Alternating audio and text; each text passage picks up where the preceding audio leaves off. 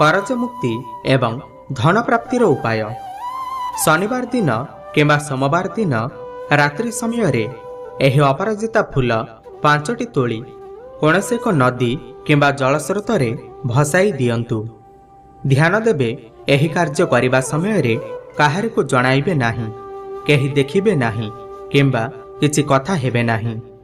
एही नियम हेउछि 5टी अपराजिता फूल शनिवार किंबा सोमवार दिन पानी रे भसाई दियंती एवं निजर इष्ट देवादेवी को प्रार्थना करती, तेबे समस्त प्रकार धनर समस्या दूर होइथाय एवं करजरू मुक्ति मध्य मिलिथाय।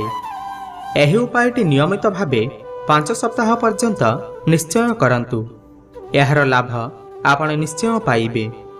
एहा द्वारा खाली धनर समस्या दूर होई न थाय, बरं नुआ नुआ कार्यकुशल एवं उन्नतिर समस्त